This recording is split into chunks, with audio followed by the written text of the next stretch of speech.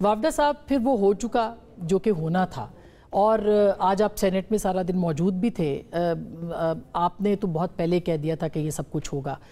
آپ کو اب 28ویں ترمیم کی بھی اب بات کریں، لیکن پاکستان تحریک انصاف کی سیاست کو آج آپ کس طرح سے دیکھتے ہیں؟ بہت شکریہ اسما صاحبہ.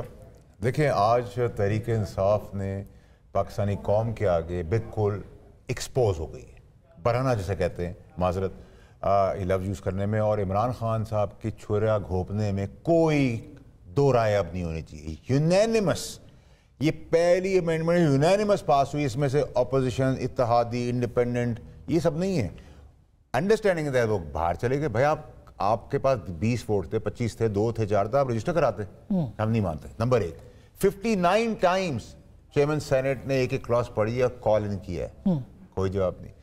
اور موسٹ امپورٹنٹلی 243 پہ کوئی سپیچ نہیں کی، نہ فیور نہ اگینسٹ.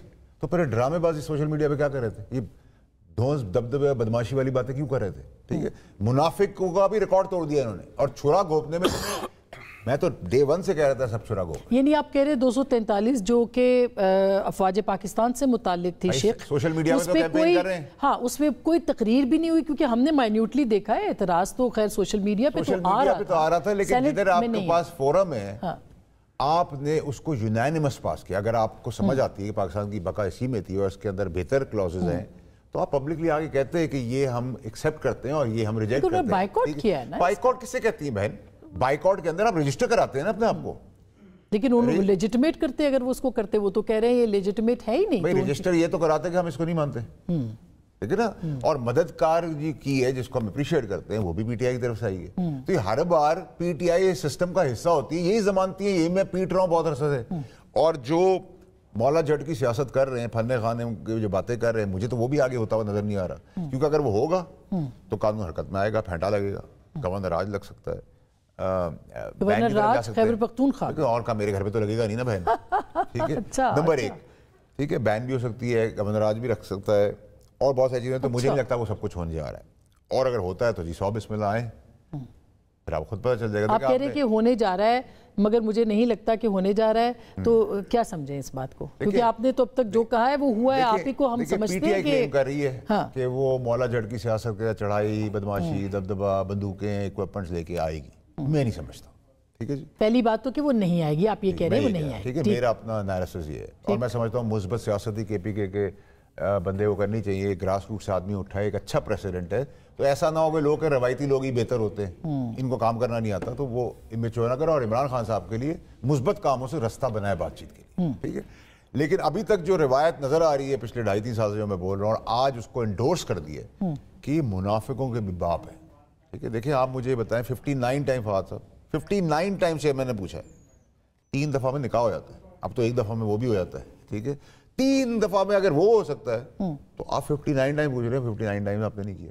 ٹھیک ہے، پھر آپ نے جس کلاس کو پروپیگیٹ کیا ہے، پروپیگنڈا کیمپین لانچ کی ہے سوشل میڈیا پہ، اس پہ کسی نے کوئی تقریر نہیں کی، استثناء والی. ٹھیک ہے، کسی نے کوئی تقریر نہیں کی. ٹھیک ہے، تو اس کا مطلب ٹھیک کام تھا، تو پھر آپ ایکسیپٹ کر لیں گے. ٹھیک، شہباز شریف صاحب نے آج ایک اچھا کام کیا، انہوں نے کہا میں امیونٹی نہیں لوں گا، تو آپ اس کو پریز ہی کریں گے نا، اس کو اپریشیٹ ہی، گالی تو نہیں دیں گے. لیکن یہ منافقت کی بھی حد ہے. اور دیکھیں جو سب سے امپورٹنٹ چیز ہے وہ یہ کہ مددگار ہمیشہ پی ٹی آئی ہوتی ہے. یہ آپ نے ایک نظام میں، سسٹم میں ایک چیز دیکھی ہے کہ وہ کہیں تو یہ کس طرح سیاست کریں. تو میں جب کہتا ہوں پرکس، پریویلیجز، ٹریولنگ، سب کچھ تو لے رہی ہے، تو ضمانتی تو یہ ہے گورنمنٹ کے.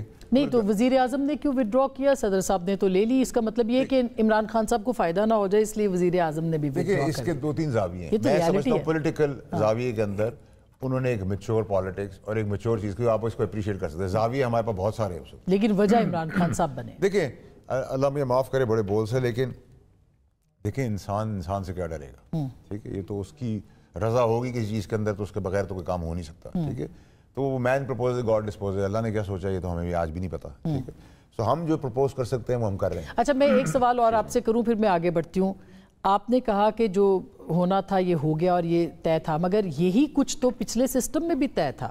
کیا یہ سچ نہیں ہے کہ وہ فائل اب یہاں آئی ہے اور یہ سب چیزیں جو ہے وہ ہو گئی ہیں؟ میں سمجھا نہیں آپ کا سوال کو. یعنی ایک آرمی چیف اور پھر ان کی ایکسٹینشن، پھر وزیر اعظم، پھر ان کی دوسرے کی ایکسٹینشن، پھر یہ سب چیزیں. ایکسٹینشن کی بات ہو ہی نہیں، ایکسٹینشن کی بات نہیں ہو رہی، تسلسل کی بات ہو رہی ہے، نظام کے تسلسل کی بات. 15 سال کے لیے جو نظام جو تھا وہ بنایا گیا تھا. دیکھیں میں تو اس کا بلیور ہوں، لیکن وہ تو کام نہیں میں اس کا بلیور نہیں ہوں.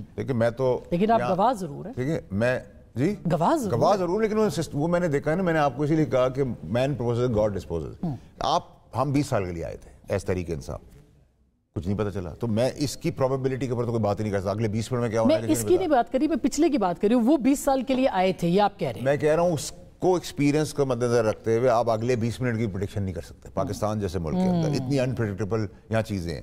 لیکن جو میرا موقف ہے نا آپ کے توسط سے وہ یہ ہے کہ دیکھیں جو نوجوان طبقہ ہے، جو ینگسٹرز ہیں، ان کو مزید گمراہ نہ کریں. یہ منافقوں کی شکل ایکسپوز کرنا بہت ضروری ہے. ٹھیک ہے، اور میں سمجھتا ہوں کہ عمران خان صاحب کے ساتھ بہت غدر مچا رہے ہیں، ان کو اور ایسی دلدل میں لے جا رہے ہیں. دیکھیں ہم تو، میں جب نکالا گیا تو میں تو اس وقت پارٹی تھی آسمان پہ، خان صاحب تھے چاند پہ.